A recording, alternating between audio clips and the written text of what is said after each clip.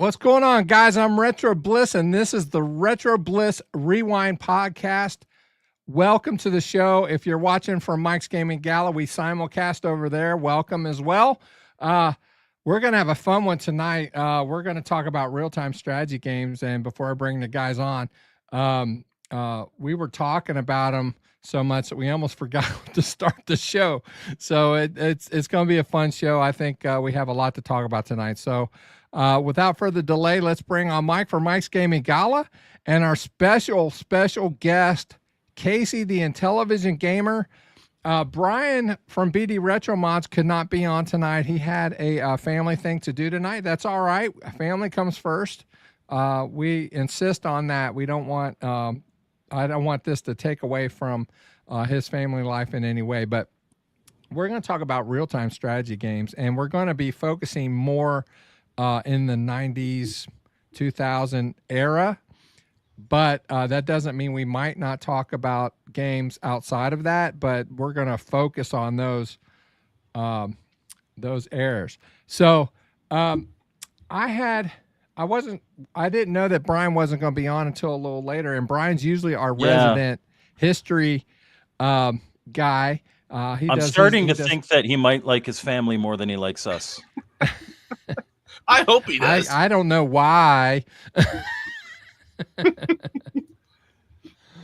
But what is a real-time strategy game? People are probably tuning in and going, what is a real-time strategy game? What would be a real-time strategy game? I don't know how many people here in the chat might not know what a real-time strategy is, but real-time strategy usually is kind of a two-part process at minimum. There's a resource generation, and then you choose how to spend those resources, usually for things like troops and whatnot, and use them to attack either an AI or another player. Yeah. I know that in real time. That's exactly what I was going to say. That's why they call it real-time strategy games. I went on Wikipedia to get a definition, and their definition is that it's a subgenre of strategy video games that does not progress incrementally in turns, but it allows all players to play simultaneously in real time. By contrast, in turn-based strategy games, players must take turns to play. And the term was coined by Brett Sperry. He coined that phrase to market Dune 2. So that's where the name real-time strategy games came from, and that game came out in the early 1990s. And so the genre itself does predate that. Yes, the earliest one that I can think of, which would fall under the real-time strategy moniker, would be Utopia on the Intellivision. That's the earliest one that I know of. I know it's not the first, but that's the oldest one I know of. Right now. Go ahead, Casey. I was just going to say that's the oldest one that I know of as well. I didn't even realize it was a thing at the time, though. Yeah. Yeah. I was a 2600 guy, and then I had a 800 XL. Played a little bit on that. Then I got a Master System. Long story short, when PCs came out, I definitely walked away from all of those, and because I just loved PC gaming, and my early PC games were mostly real-time strategy games, and my very first one was Command and Conquer, and it was good. I liked it, but when Red Alert came out by Command and Conquer, it was on. It elevated that for sure. My first, and they both kind of came at the same time. Both of them were 1995 releases, but I know Command and Conquer was the first one that I played. And then at the same time was Warcraft 2. And I loved them both for very different reasons. And certainly on the Genesis, Herzog Zwei is considered one of the older RTSs. Definitely. Yeah, I've mentioned this on the show. But with my kids, I wanted to get them started early, so I bought them each a PC back in the day. Mr. Moneybags And with your postal money. exactly, I was working 60 hours a week. I didn't, and when I came home to play games, I didn't get any sleep because I had to go back to work the next day, or next night because I was working nights. But my sons and I had them all networked, and so this was what was truly called a LAN party. That's what a LAN party is. It's where everybody gets together in one location to play games with or against each Over a other. local network. Over a local network. And that was really the best way to play because at the time, the internet was 56K modem. Yeah, that sucked. And I had played Red Alert with some friends over the modem, but we had caller ID. What they call Call it? waiting. Call waiting, yeah. And bump you off. Yeah, if somebody called the house, the game was over. You're done. You had to dial a certain number to disable it and then log in. Yeah, you we could, didn't have, and I didn't figure that out till later. We didn't have call waiting, so when I would play Command and Conquer and Warcraft 2 in particular, at the same time I was playing a lot of first-person shooters, Duke Nukem 3D, Quake, stuff like that. But Same. whenever I would dial up, we just wouldn't have phone until I was done playing, until I was kicked off. But LAN parties. So I didn't have the luxury of, like, we only had one PC at home. So we didn't have the luxury of having it all a local area network set up in our house. So my friends and we would arrange to go to one of our friends' houses, and we'd all bring our big PCs with the big massive monitors, and we would set it up and we'd play that way. And it wasn't until probably about 98 where one of us, their mother worked in an office that had one room that was all like LAN systems, and she let us come in and like install the games and play. That was awesome. Sweet back then. Then that would have been just one big room. Yeah. One thing about real-time strategy games that we talked about, we touched on it, but most of them, you basically have a map, and it's or a play field, not necessarily a map, a play field, and you're looking down on it. I call it a godlike view. You're looking down on. Now, there are real-time strategy games that are not godlike, that are 3D, like Homeworld. I used to play Homeworld, and that was a game that had come out. I didn't look to see what year it came out, but it was later on, because I had to upgrade my video card in order to even play that game. But most of them were the real-time strategy games where you would look down on it, top down, right. And it's I don't know. It's not. You're not just looking down. It's godlike view. You're like, I am God. I am handling what's going on right now. I am building the buildings. I'm training the troops. I'm attacking. I'm gathering. And then you resources. Get absolutely owned by some 12-year-old kid, and you realize you're not a god. Yeah. Thanks, Andrew. And that was another thing too. I forgot to mention, we were going to do this show last week, and I had to make a command decision because Brian and I are both in Ohio, and we had some major storms come through. His power got knocked out, and I think it was out for almost 2 days, and the lights were flickering here. I never did get the power all the way off, but I didn't even see what he said. Oh, he said he looked down on all of those. Okay. And so I had to make a command decision. Well, Andrew, my son, was going to be on the show, but he didn't make it tonight because he got a job in North Carolina. So he is leaving the Ohio area to go to North Carolina. And so he's down there right now getting housing and figuring out the lay of the land and that kind of thing. So I had been talking to Casey about this at a previous time, and he had mentioned that real-time strategy games that's one of his favorite genres. Mm-hmm. Yeah, And so I thought, go ahead. No, go ahead. I thought you were pausing. I was going to tell you how I got started, but I'll wait. Oh, okay. After I do this, so I asked Casey to come on because I knew he had a lot of experience and a lot of love for real-time strategy games. So how did you get started, Casey? So I had a friend that worked at Best Buy, which was not Best Buy, Good Guys, which was a big electronics store back then. And I was looking for PC gaming. I just, I had a new hot PC. I'm like, what can I play? What's everyone buying? And he's all, well, these things are all new the rage. Warcraft 2, it's selling like crazy. I looked at the back of the box and I go, I've never played a game like that. It's like, I don't think that's really for me. And I bought something else, and he says, there's a free demo. Go download it, play it. And I kid you not, I went home. I'm like, well, let's try this real quick. Within a few minutes, I turned off the PC, went back down there and bought the game, came home and installed the full version. He was laughing at me because I came right back the same day.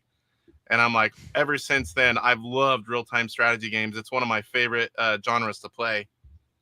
Absolutely. I still love to play. What's kind of cool is we were talking about Red Alert, which I have to mention this. Red Alert, Command and Conquer, the original Command and Conquer, and the original Red Alert are in a collection called Command and Conquer, the Remastered Collection. And right now on Steam, that whole collection's on sale for $4.99. Oh, wow. And so if you Definitely have the games worth and they're it. running on your computer, that's fine. But when you get this, if you were to get this collection, the graphics are much, the resolution on everything is just it's not as pixelated, and there are certain extra maps and certain extra things that it can do that the original could not. Now, when I remember at first the Command and Conquer series, was that a DOS-based game, or was that like an early Windows 95 kind of thing, or was it like both? You could install either way. I think it was both. Like I know. So, for instance, the first one that I've got on my list that I had played back in the day is Warcraft. That came out in 1994 from Blizzard Entertainment. The first Warcraft just feels very sluggish, very slow. Suckish. And so, and I had not played it until I had already played Warcraft 2, and I tried to go back to Warcraft, and I was like, okay, I'm going to stick with Warcraft 2. I did the same thing. 1995. 1995. Yeah, we'll get to StarCraft later. That's later. That comes down the line. It That's does. not till 98.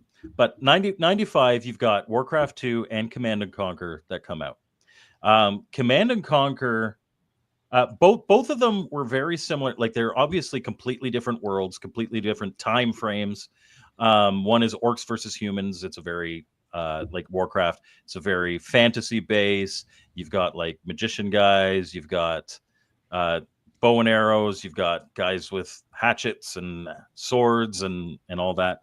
Whereas Command and Conquer is a futuristic kind of military. You've got the Global Defense Initiative, GDI. You can play that campaign, or you can play the Brotherhood of Nod. And what both of them did, and where my first love of these games came from, is they had storylines and scenarios. So in either one, you could make, and yes, Herzog-Zwei. I'm just talking about the ones that I played back in the day. I have played Herzog-Zwei. I haven't played it until much more recently. But so with Command and Conquer, and Command and Conquer was probably my first love, although I probably ended up playing more of Warcraft 2 eventually. But and I'll tell you why. But Command and Conquer had these really cheesy, low-budget cutscenes, and they were awesome, dude. Each scenario, but exactly, they were awesome. And it gave you this story, and whichever side you chose to play as, you played their story. Same with Warcraft 2, although with Warcraft 2, it was kind of like a scrolling and a guy read you what was happening. There weren't actual cutscenes. But I will say, and probably one of the most nostalgic things for me with Warcraft 2, and I don't know if you played Warcraft 2, Bliss, but you must have, Casey. Oh yeah, a lot. Yeah. So I have it. I haven't played a lot of Warcraft. You turn on that. You bring up that menu, and that music is etched in my head. The title menu music, the do do do do do do do do down down, and it has that picture of the orc with the hatchet like jumping, and it just oozed badass for back then. Yeah, and, I mean, go ahead. No, go ahead. Go ahead. I was just going to say, the music in some of those, I mean, you're talking about, those were the days when MTV was really MTV. And so I was into watching, and listening to rock a lot, Van Halen, Def Leppard, that kind of thing. And Red Alert, that series, the music in that and in Red Alert 2, it's like, oh my gosh, who are these people playing this? Because I'm a musician too. It's like, these guys are awesome, man. They really come, and it's original compositions too. They're not copying them. It's their own music, and it's just, I don't know how they did it, but it's amazing. I will say Warcraft 2 has an incredibly memorable soundtrack, and also the characters, when you select them, were they were full of character, like, yes, okay, and like had all these voices. And what my friends and I ended up doing, and part of why I played a lot more of Warcraft 2 than I played maybe not a lot more, but I played more of Warcraft 2, at least single player, than I did of Command and Conquer, was my friends and I found all the little audio tracks, and we were able to replace those.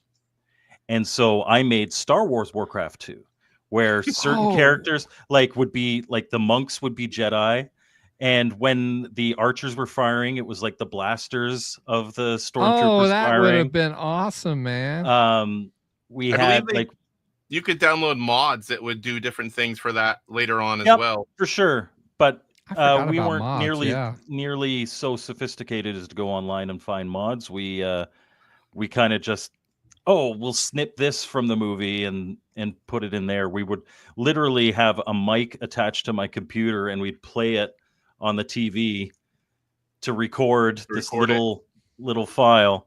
And another game that was really good for that came out in '96, and I played a lot of this. It's a hybrid. The resource generation in this game is turn-based, but all the combat is very much real-time strategy. But Lords of the Realm 2, and a big part of the character of the games, because obviously in '96 you also get Red Alert, and Red Alert comes in hot. It's got the cheesy cutscenes that we love, except for amped up. Like, obviously they had more production money, and just as Phil said, this era here, and I don't think it's really been matched since. Probably ended in '97 with a game that I haven't mentioned yet. Just the most awesome music to sit and play these games to. Warcraft 2, amazing soundtrack. Red Alert, amazing soundtrack. And just that opening with the like, it just gets you in the, like, obviously I don't work out, but if I did, that would be the number one track, right? Because it gets me amped every time. I when it comes on in the car, I'm driving really fast. I only got 3 more pounds to get to my ideal weight. Anyway, go ahead. If you were 11 feet tall. What was that? If you were 11 feet tall. Yeah. But I think honestly, one of the pinnacles is, at the time it was super popular. It's a little less known now, but a game called Total Annihilation by Cave Dog Entertainment. Oh, I forgot about that game. It was the pinnacle. It was like a full symphony is playing while you're moving your tanks across the field or your battleships. I had that game. I forgot. The music was a big part of these games. I need to look up. I'm gonna look that up. See if I You can could grab find it. it You could again. bring your PC to its knees when you grab enough units in a big battle in that game. Yes, it They was all a start going resource hog slow. for those systems. Yeah. So, But anyhow, we kind of skipped it. We skipped over one, unless you want to really dive into a specific game.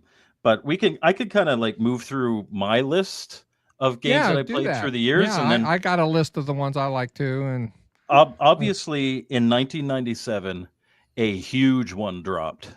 Following Microsoft released it, although it was programmed by Ensemble Studios. Um, and it was advertised as being like Civilization meets Warcraft, and it Fast. really didn't deliver on that. But when it came out, obviously following the trend of the Warcraft 2 and Command and Conquer, Age of Empires made an impact. Played a I lot of love that. that game. I It love was that game. incredible. Yep.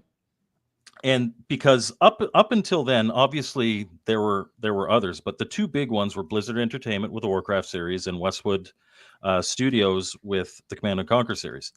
Whether it be the Tiberium timeline or the Red Alert timeline, they had lots going on there. And then in 1998, and I played a good amount of this. But if I'm being completely honest, and this is sacrilege especially for Blizzard fans, StarCraft came out, and Another big one. Why is What that do you got blowing going up? on there, Mike? I don't know. It's it's maybe trying to brighten this up, but yeah, I was never the biggest fan of it. Probably because I wasn't great at it. And I thought too that maybe the cutscenes were a little too serious for the campy Warcraft that I was used to. But then in 2000, Age of Empires 2, and in 2000, even more than Age of Empires 2, a subgenre of real-time strategy that I loved was real-time tactics, and Sudden Strike was an amazing series that started in 2000. That was from Firefly Studios. Or no, from Strategy First. And so the difference between real-time strategy and real-time tactics is that real-time tactic games, they don't have a resource management element to them. You are given, and there's certain levels in different Command and Conquer games that are like this, where you're given your set troops and you have to accomplish what you need to accomplish with what you're given. And then probably the last big one that I played, and I played the heck out of this and its sequels, and I really want to get back into them, came out in 2001 from Firefly Studios, a series called Stronghold. Stronghold was very much it took the real-time strategy game and made it a lot more focused. So it wasn't this big, vast map anymore, although they were large maps. But it was almost entirely siege-based. So each of the levels, you were either trying to build a castle and defend against an onslaught or assault a castle. And there were so many different things you could do. And you're managing your food, and you're managing your weapons and wood and all that stuff. But different like you could have a wooden palisade and catapults destroy that really easily. But guys with ladders running up to your walls can't climb them because there's spikes at the top of your palisade. So if you were, it's like one of the stages is like you have to rebuild this castle before these guys assault. And one of the big things for me was learning that, okay, these guys charging my castle with the ladders, I'm just going to put a wooden palisade in front. And that A, prevents the catapults from damaging my real walls, and B, it prevents most of the ladder guys from getting up. And you could lay pitch and fire arrows to like burn people. Man, I loved Stronghold so much. And then after that, obviously, came Age of Mythology and Warcraft 3, which I didn't particularly like. Both of those 2002. But that was kind of the end of my like I played, especially Stronghold. I played well into the 2010s, but that was kind of the end of me picking up new real-time strategy games. So what were some games and memories that you can recall, Casey, when it comes to real-time strategy? You know, what got you into it, and what games did you most gravitate towards? Like I said, Warcraft 2, a buddy of mine that worked at the store got it. But after that, I went on a rampage. I was going and buying every real-time strategy that was out. Every time a new one came out, I was buying it. Shocked. That doesn't sound like your mentality at all. This was before all the hoarding days. I didn't find eBay and become a hoarder until 98. But, you know, and another Still a good thing long about time to be old. real-time Sorry. strategy games. I'm just going to interrupt for just a second. So Battleship board game would be considered a real-time or a turn-based tactic game. So Yes. there's no resource management and you take turns. I guess I'll get that out of the way too. I was never a fan of the turn-based. I liked the real-time strategy games. It wasn't for me. I mean, I know a lot of people like them, but anyway, I started buying all of the real-time strategy games, every one I could find, and some of them they were okay, but they weren't great. But I wanted to try them all. And the great thing about real-time strategy games, like in other types of games where you had to have the latest and greatest PC, usually you could have quite an old PC and still play the real-time strategy game really well. So I used to have, unless you're playing Total Annihilation. Yeah, that one, you could bring your PC to its knees. Even I had some fast PCs for the day, and I think it was a game itself because you get so many units on there and they're all battling. You just starts going like this, crawling. I had a home network, you know, a LAN, and I had about 3 to 4 PCs that would play like Unreal Tournament, Duke Nukem, that kind of thing. Yeah, And then I had, every time I would get a new PC, you know, I would save the old one. And there was a time I had 8 PCs in the house that would play all the strategy games. And I don't think I ever grabbed 8 people. I think the most we ever played was 6. And that was a lot of fun because I lived in the country, actually about a quarter mile from where I am now. And there was, even whenever there was start to be a little bit fast internet in town, we had nothing. We had dial up. And then several years later, we had satellite, and that was good for a tiny bit, and then it sucked. So I'll say here, I love Baldi's, and it's actually on the Jaguar. I like to play it on the Jaguar. That and Syndicate. Syndicate is a real-time tactics that's on the Jaguar as well. So I would have buddies over, and once in a while we'd have like a day where we would just play like I think at the time it was Duke Nukem, you know, all those kind of old games, and we go and play some strategy games. The downside of strategy games, you could be in there for hours whenever you're against equally matched people. He has 8 PCs. I don't He's anymore. Totally that guy. Maybe 5. But back then, I mean, I was a single guy living on my own. I had zero house. Single guy with 5 PCs? I had 8 back then. Single guy with 8 PCs. That's a lot of porn at once, Casey. Sorry. That wasn't for that. So we only 3 of them. It was every so often I would have usually it was maybe 4 of us, but once in a while we got to play with a little more, and it was so fun. I don't like the rush tactics, you know, where it's like, let's see who can build a couple units real quick and go win in like, you know, a couple minutes. Yeah. I like to get into the game a little bit and there's build different up strategies for different people, right? Yeah. You know, some people, you know, go scouting early just to find out, because in a lot of these real-time strategy games, the field of play is blacked out a lot. And you want to find the resources. So I would always you don't even know where the resources are. So you have to do some scouting, you know, like in Red Alert, if you build a oil refinery, as soon as it's built, the truck that comes with it goes to the nearest resource on its own. So you don't have to necessarily do it for resources in certain games, but sometimes you do, because some resources in a game might be centrally located on the field of play, and you want to take control of that area so that the other player can't gather resources from that same area. That way you can kind of get a monopoly on the resources, and then And you by also want default win the game. to build close to those resources, because then you get them a lot quicker. Yeah, Yeah, and by doing that in like Red travel Alert, time. you have MCVs, right? I think that's what they're called.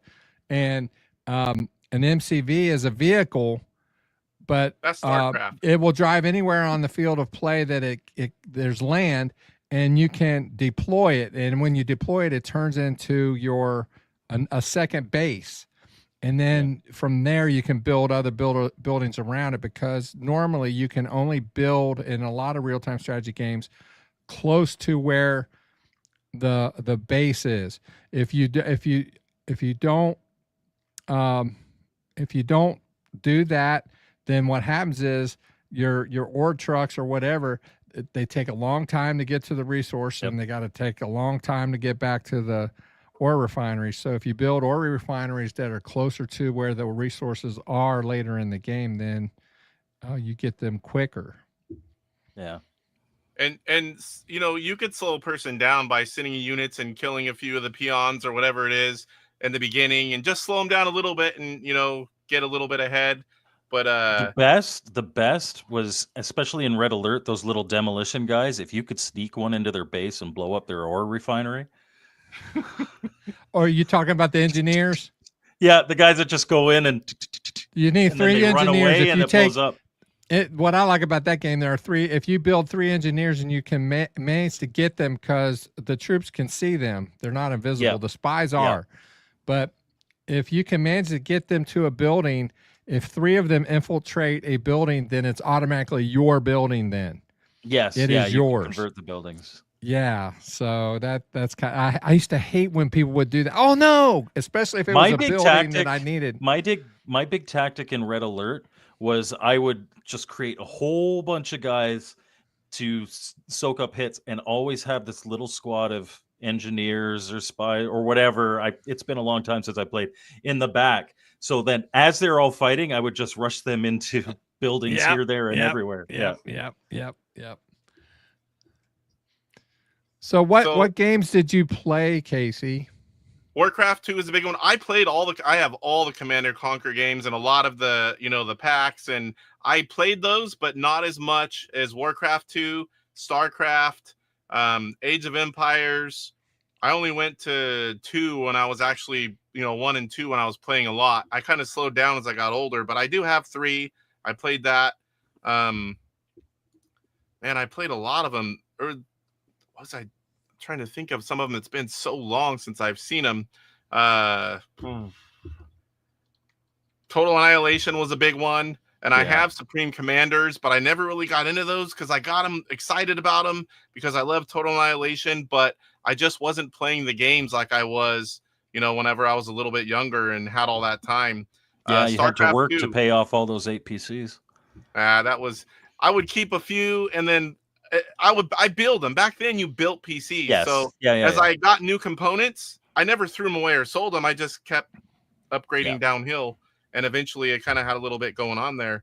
So there was a lot of those kind of games, and I'm trying to remember a few of the other ones. It's been so long. Myth was an early game. I didn't really like it too much. It was more of like you were down in there. I don't know if you guys have played that one. I don't think so. It's been a long time. That's an old one. That's in the 90s. Yeah, I had it, but I don't think I played it a whole lot. Those are the games that I mostly played, but I mean, if you name them, I probably played all those early ones from back then. I spent a lot of time making PUDs. I liked making, whenever we play a LAN, you could make your own, you could download them, trying different maps. StarCraft, I played the heck out of that one. StarCraft 2, I played the first one. It came in installments. I have them all, but I was getting, busy and working all the time and, family type stuff at that point. But those early ones, and I played the heck out of them. I had free time. I had the PCs. The friends would come over. It's like, those were the good old days. Yeah, they were, man. I really think so too. I mentioned earlier that my first games started with the Command and Conquer and then with the Red Alert series. But what happened was I was in the field maintenance department at the Postal Service. And what that is where you go to the individual post offices in the areas throughout the city. I live in Cincinnati. And so I'd be driving on the road all the time. Well, we had a number of Best Buys at the time. We still have a few. But at the time, man, anytime there was a software game, the artwork on the game boxes was actually kind of cool too. But they would have a huge section of just for gaming and PC gaming at that. And so after I got hooked on real-time strategy games, I was always on the lookout for something new to try. And I remember Command and Conquer, Red Alert. I later graduated to Red Alert 2. There's now a Red Alert 3, but it came, I don't know, I think it was like 2012 or something like that. So it came. I always found that the appeal of the Command and Conquer games diminished the better the cutscenes got. But Red Alert 2, that's the one that has Tim Curry in it, right? Oh, I don't remember for sure. But, or maybe it's Red Alert 3. I could be wrong. Yeah. But what was cool, I'll mention the games and then I'll tell you a little about what's kind of cool about these games as they got popular. But I'll go ahead and say it now. As a lot of these games got popular, you could buy add-on campaigns and levels and maps and things that you could install to the game, which would make the games even that much better. And I absolutely positively loved it. And so I started a game called Dark Reign, and Dark Reign was really fun. And I hated playing a certain friend of mine from work. He would come over after work and we would have like a little LAN party, and there were buildings that would shoot missiles from one end of the screen to the other, and he was the master at building these, and he would get them done very quickly. And just once he got to a certain point, he would just destroy me. But I hated it and I loved it at the same time. I was just, it's like, oh man.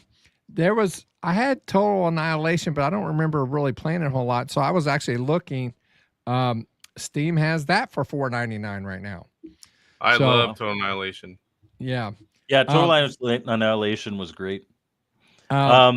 Speaking of like the missiles that fire across the screen and all like that, maybe that's part of what, like, my best memories of StarCraft is playing like this.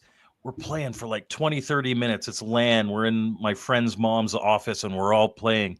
And then there's like 3 Yamato class destroyer ships just come and erase me from the game. Yeah. And that's how every game of StarCraft ended for me. Well, Red Alert, it was so popular that it branched out into other games like a Command and Conquer Generals, Tiberian Sun, that kind of thing. Well, Tiberian so Sun. There's 2 very distinct timelines and I think that was somewhat later. There's the Red Alert series kind of thread, and then there's what they call the Tiberium games. And that's all the GDI, Brotherhood of Nod stuff. But my friend and I, we discovered, in my opinion, is a flaw in Tiberian Sun, because you could build a person from your barracks quickly that would what they call would burrow under the ground and then reappear into the other person's base, and then they could go in and destroy the whole base. It's like wait a minute, once you do there's no once you know that part of the game, it took all the fun out of it. But anyway, there was a game called Crush, Kill, and Destroy. KKND is what it was called. And it had a sequel to that. And then the Age of Empire series, 1, 2, and 3. And I still play those from time to time. And what's nice about a lot of these games is that you can get them, and I'll tell you where you can get some of these. I'll list them here. But you can play, they've updated them so that you can play a lot of these with your friends. Mm-hmm. Back in those days, you know, if you'd have to know the person's IP address in order to hook up with them, because if you didn't know That was their always IP fun. address, figuring that out. Well, and that's why the older games always came with such fleshed out campaigns. Whereas I feel like the newer games, they're more like there's much less focus on that. It's all meant for online play. Yeah, yeah. And then StarCraft and StarCraft 2, and I have to say something about StarCraft 2. To this day, and I believe that Warcraft 2, maybe, I don't know which version, is the same way, but StarCraft 2, it is a cult phenomenon, especially over in Japan. There are major tournaments that these people have, and they'll play against each other, and it's very cutthroat and evil. And The it's original awesome. StarCraft was like that too. Yeah. And so I did a little research on the games I listed, and I didn't nearly do the ones that you guys talked about, but the ones I talked about, the Red Alert Remastered Collection, $4.99 on Steam. Red Alert 2 and 3 are on EA Games. Dark Reign and Dark 2 are on Origin. Total Annihilation is $4.99 on Steam. Crush, Kill, and Destroy 1 and 2 on Steam. Command and Conquer Generals and Tiberian Sun, all those games are on EA Games. Homeworld has a remastered collection now, and it's on Steam, and it's both 1 and 2. And then all of the Age of Empires are on Steam. And then the StarCraft and the Warcrafts, those things are on Blizzard. They have their own servers for that. So you have to join their servers and purchase the games directly from them. But it's if you like real-time strategy games, it's well worth it. I love the fact that they've packaged a lot of these with all the not DLC but expansions. If we're talking about older games, and all the offshoots, and they've remastered some of these. Unfortunately, Warcraft games I could not find on Steam, but certainly the Command and Conquer package, as well as, man, if you've never played it, I highly, highly, highly recommend it. There is a package on Steam that has them, the Stronghold games. Man, I've got this itch to play them so bad again. Absolutely great games. Yeah, I don't know. I thought I had purchased Warcraft's on Blizzard though. Warcraft's on Blizzard, yeah. It's just not on Steam. Oh yeah, you're not going to get either StarCraft or Warcraft on Steam. It's strictly on the Blizzard server. But yeah. What about the games like Earth 2150, 60? Those weren't the best, but I remember those as well. I remember there's a bunch that I remember. Like even like Lords of the Realm. Even Lords of the Realm 2. I had to like look it up to remember that name. I was like, it's Lords of something. Because it's been so long for that I've played a lot of these. And when Phil brought up the topic and I was kind of looking back and I was looking through, I was like, oh, which ones have I played? Which ones do I have memories of? I want to play Command and Conquer again. I want to play Warcraft 2. I know Command and Conquer holds up better than Warcraft 2. I know that. Lords of the Realm 2 does not hold up at all. I watched a bit of a YouTube video on that. And I was like, I used to love that game. That looks like crap. At least compared to some of the other games on the list. But I want to play Age of Empires again. Even just the original. I want to play Stronghold I love it. Yeah. Phil and I have been talking for a while that we're going to get together, and my son, who's just learning, and him and his son, or just him, we're going to have to start playing once in a while because we both love them so much. And what's really cool about that is the way that it's set up. The newer versions, especially, we've talked specifically a lot about StarCraft 2. StarCraft 2, you can set up your game to where you can create teams. You guys like him and his son everybody could be against on a team, Bliss. and me and my son could be on a team. Yep. Or we could just be a free for all, everybody against everybody, or we could all four team up, and then we could create computer opponents and Yeah, AI. set their difficulty level to a certain amount. And with the plethora of maps that are available for a lot of these games now, because especially the remastered series, they come with a lot of additional content, including maps. So yeah, it's such a fun thing to do. That is man. a good thing. That is a good point, though, because there's something I distinctly remember when I started playing Command and Conquer with friends, dial-up modem, as well as Red Alert, and especially with StarCraft, is there is a huge, and back then there were lots of maps, but it was still limited maps. There was a massive advantage for somebody who had played the map before and knows where everything is. Oh Yes. yeah. And Oh, knows yeah, where 'cause- spawn points are and stuff like that. And so there is, if you're playing online, and that's part of why I really like the campaign, is because if you're playing online and you're playing online with somebody who has even played the game, they've only been playing the game for a week and you're starting new, they have a huge advantage over you in a real-time not to strategy. mention the kids or the adults even that live in their mother's basement, and that's all they ever do, right? And Yep. yeah, and that's what's Yeah, bad so about a lot if of these that games. if that 1 week of experience makes you that much better at the game, imagine the person who plays it all the time, right? Well, like the StarCraft 2, And yes, if you're Bo, you can play with 3 players, but I'm not putting that comment up. StarCraft 2 is such that you can earn rankings, and so depending on your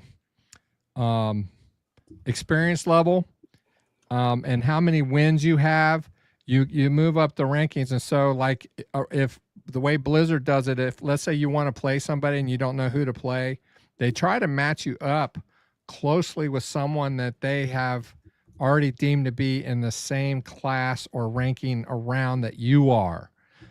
So, but even then, you can get somebody who just they know exactly what they're Yep. what they're doing, and It's like within Tiberium is here, I've got to be here. I know that they're spawning over there. Yeah. And one thing Andrew does a lot of times is he'll send out scouts like right away. And if you're playing a live person, there's nothing. It's like, your heart goes all the way up to your throat when you're playing. All of a sudden, here comes somebody coming into your There's an base, and you're like, "Oh APC, my gosh, yeah. what am I going to do now?" And you start getting distracted about what you should be doing as far as your build sequence. Which, by the way, build sequences are a thing too, especially in StarCraft 2, because if you don't do it a certain way, you're gonna be behind the 8 ball real And I have fast. so I got out of it before StarCraft 2, and I wasn't a big fan of the original StarCraft, which again, that's mostly on me. And so the oh, you saw my comment there. I just did. And so my it makes those games less approachable. Whereas some of these older ones like Command and Conquer, you still have to know how to play. And there's still things that you can figure out. And the person who has a weak advantage over you, if you are playing for a week, you're going to catch up real quick. Whereas something like StarCraft 2 with build sequences, and this is what you have to build, and you have to build in this order, and there's a specific thing. Otherwise, that big ship is going to come and destroy you about 20 minutes into your game. That makes me not want to play those. Or I want to play the campaign mode where I just play on my own and I don't have some 12-year-old on the other side of the planet mopping the floor with me every time I want to play. It's a lot more that's fun when you're evenly matched. Right, exactly. Yes. That Yeah. makes it more fun because then it's like I win some, you win some, but when someone's that much more experienced than you, it kind of takes away from the fun of it. One thing that I wanted to touch on is game control, because these days everybody gets their Xbox style controller and they're playing. Mike, yeah, We're having some fun in the comments. This is why you got to watch live. Yeah, even a lot of the newer real-time strategy games that might come out, you can use an Xbox or PlayStation style controller to play those type of games, but that's not the way I like to play at all. I play keyboard and a mouse. Yeah, and I don't know when it started, but you could also map, like you select certain number of units and you map them to 1, and then you select your tanks and you map them to 2. In the and then you can Command hot and Conquer.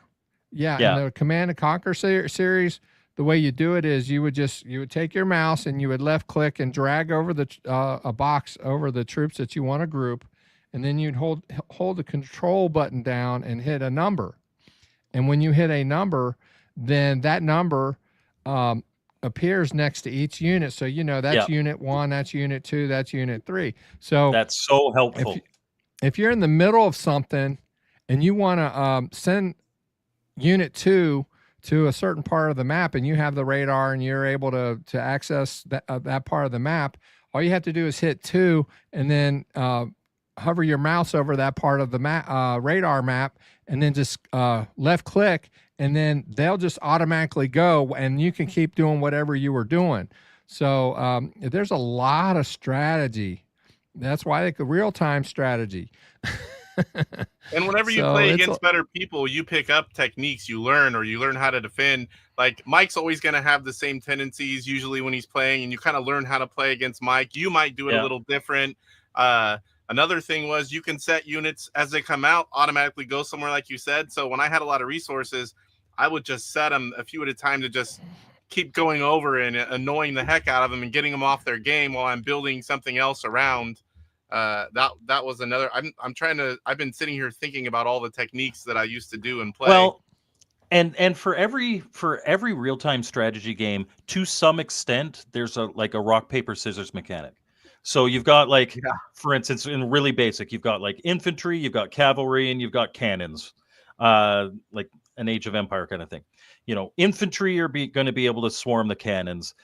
Cannons are going to be able to blow away the cavalry. Cavalry is going to be able to outmaneuver and kill all your infantry. And so that's especially when you're like setting your units and stuff, it's what to use against what units and where, and you have to have kind of the combination of force. And for every single game, figuring out that balance of rock paper scissors for each scenario or a specific opponent is going to be huge.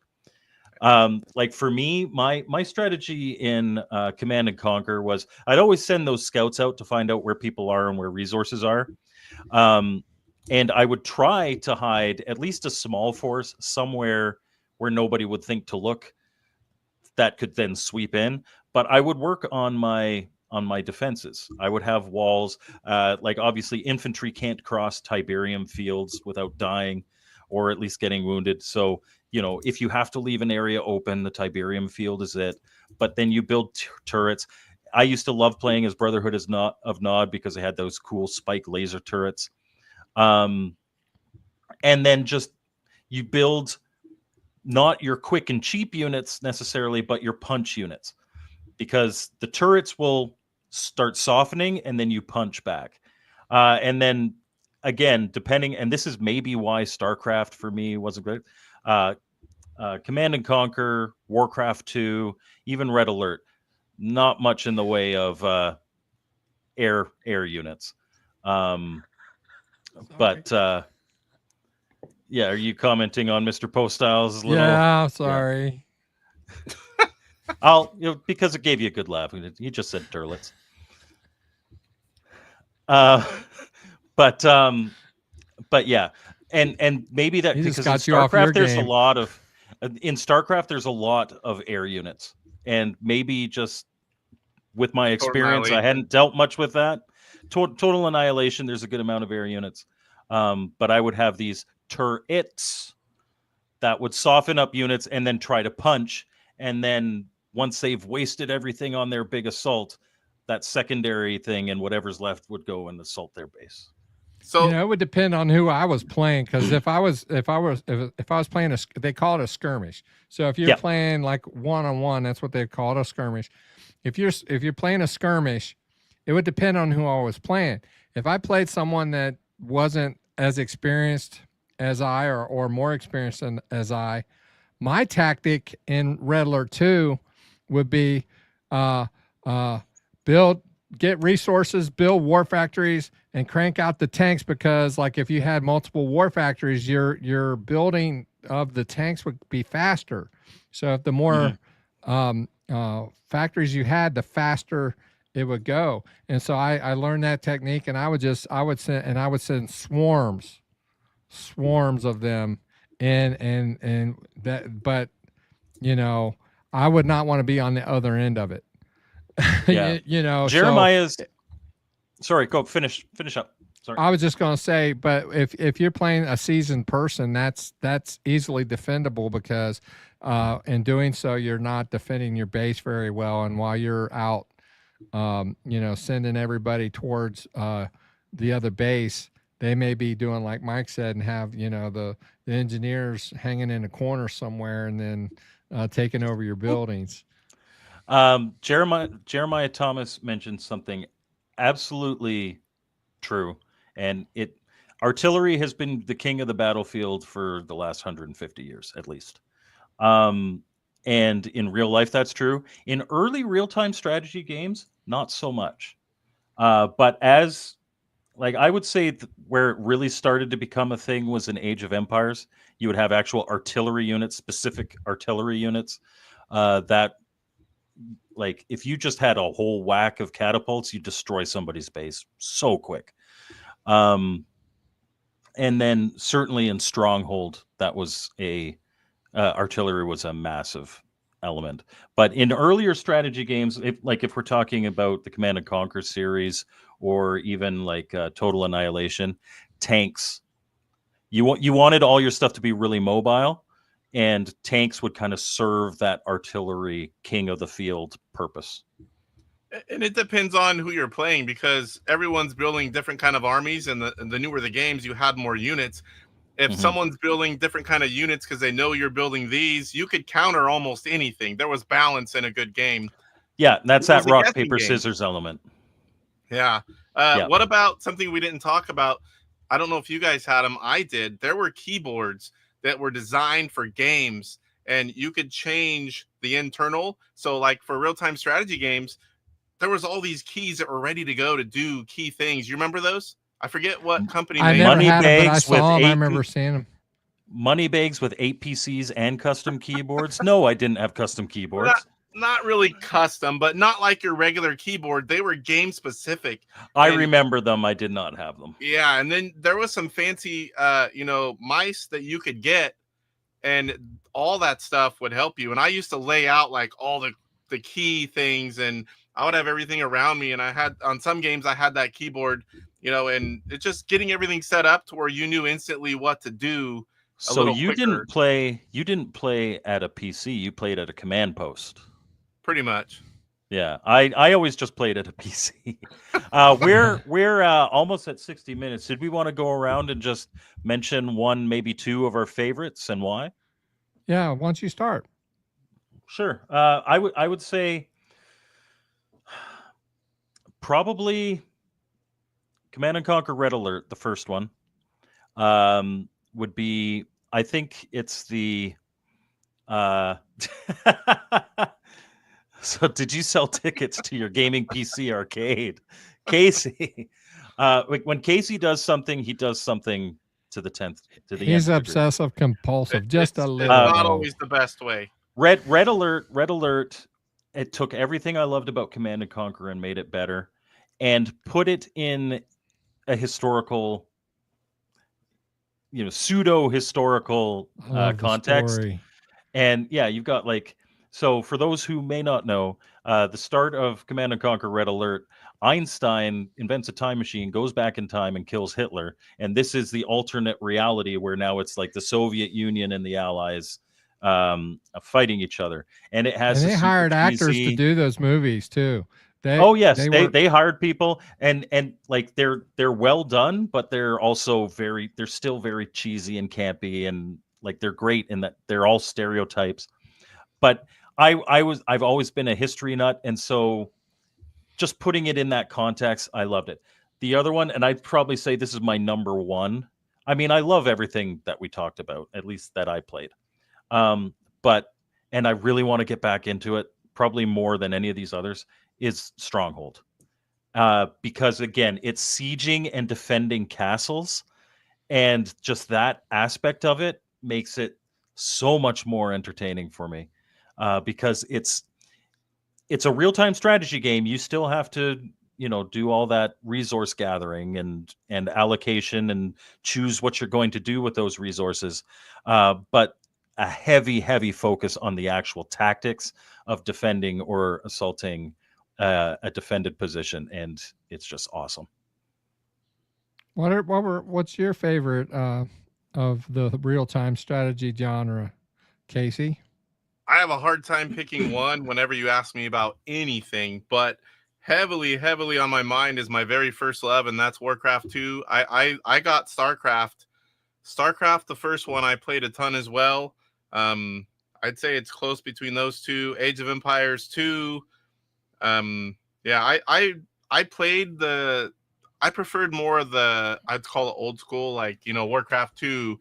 StarCraft I liked, that was more modern, but I liked Age of Empires, Warcraft 2, the like medieval type war. Yeah. I preferred those, but StarCraft I played heavily as well. Have you played Stronghold? Yes, but okay. It's been quite a while. Because if you hadn't and you like the medieval thing, for me, that's the ultimate one. I've pretty much played most of the strategy games from that era. At least back then you could do demos too, so if you weren't really sure, you get the magazine and it would come with the disc. Yeah.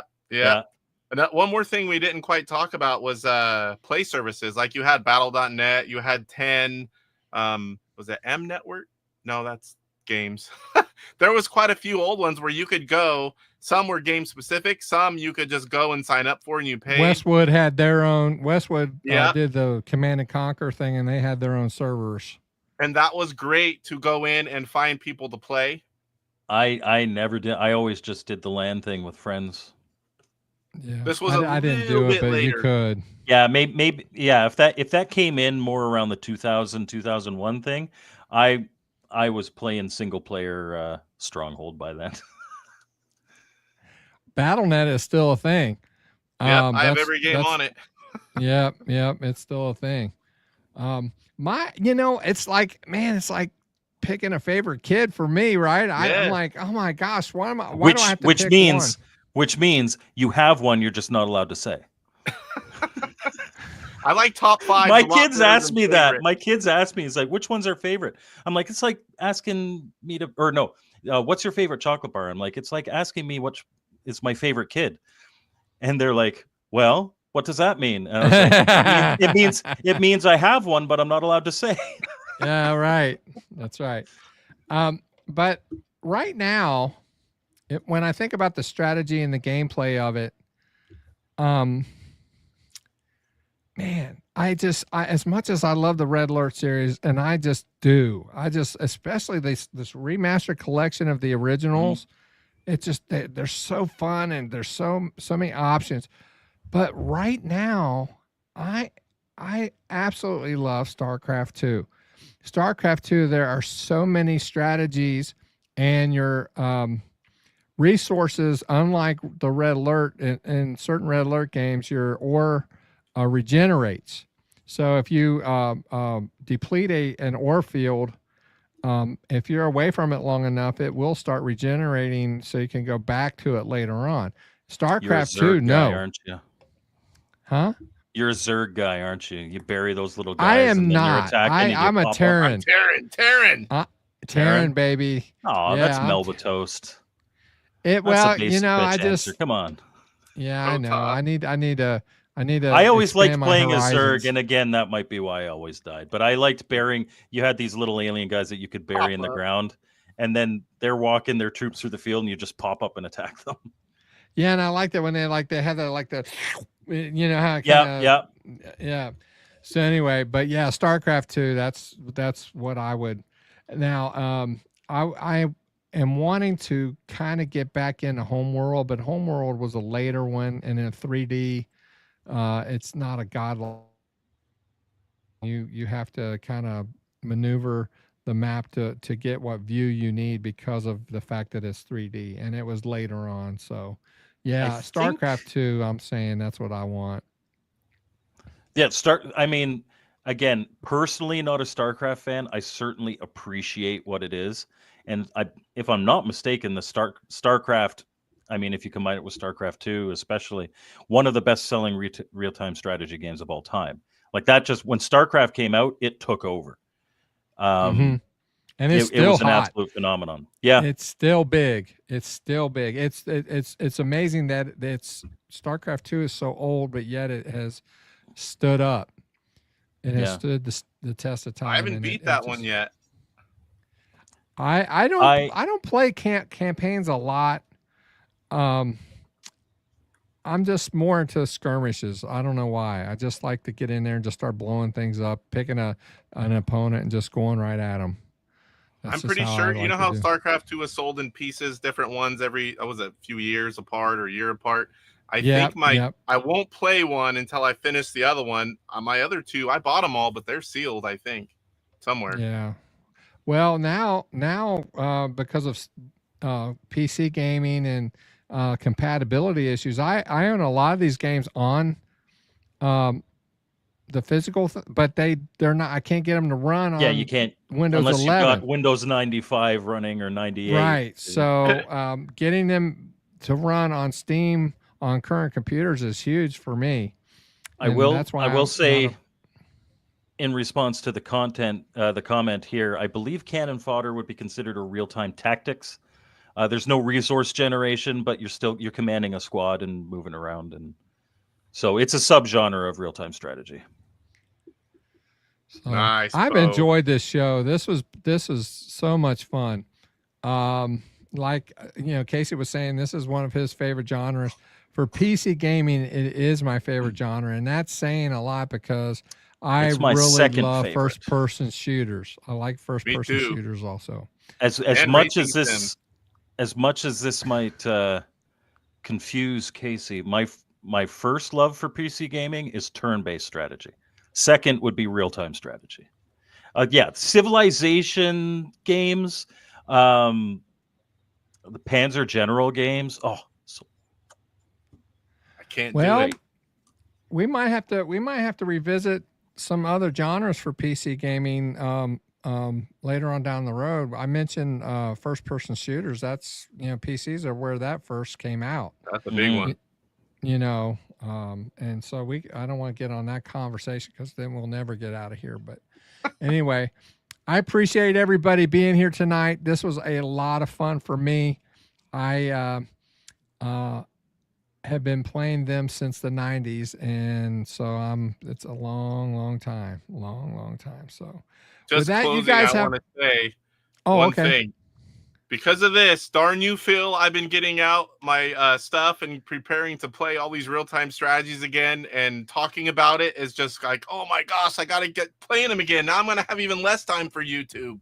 Yep, exactly. All of a sudden, Casey's show is going to be every 2 weeks. Or he could be the real-time strategy gamer.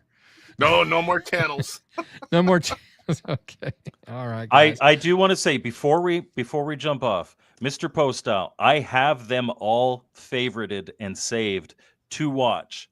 I've been looking forward to watching these, and I hear I'm in one of them because you were watching my stream while you were playing. But for those of you who are Indiana Jones fans, you should all, after this show, hop over to Mr. Postal's channel and watch some Indiana Jones and the Great Circle gameplay. You said you're in the game. What do you mean by that? I'm not in the game. I'm in his video because he was watching my stream while playing, so you hear me. Oh, okay. All right. So he had that narcissistic drone kind of happening. on that Part video. 7. Anyway, sorry. At least I'm here to That's a defend private myself joke. this time. You would have had to been on Casey's show last night to understand Yes. that one. So, all right, guys, listen, appreciate it. We'll see you next time on Retro Bliss Rewind. Bye.